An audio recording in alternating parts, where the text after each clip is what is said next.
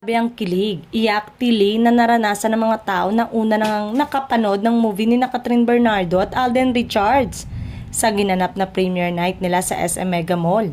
Kasi naman, ang daming first time na ginawa si Catherine sa Hello Love Again na hindi niya ginawa sa buong buhay niya bilang artista. Unang-una na nga riyan, ang matinding halikan nila ni Alden na kinagulantang talaga ng mga manonood. Kaya naman, matinding sigawan ang maririnig mo with matching palakpakan pa. Sa isang video nga na lumabas ay agad hinanap ni Catherine ang tatay niya, si Daddy Teddy, para kumustahin. Kasi nga, si Daddy Teddy raw ang naisip niya na kung ano ang reaksyon nito sa mga eksenang yun, pero mukhang okay naman si Daddy Teddy dahil nakangiti nga ito nang lumapit sa kanya si Catherine. Kaloka nga pala na base sa announcement ng direktor nito na si Cathy Garcia Sampana, umabot na sa 900 na sinehan ang pagpapalabas ng Hello Love Again. Kaya naman, naluwa sa tuwa sina Catherine at Alden nang marinig ang chikang yon.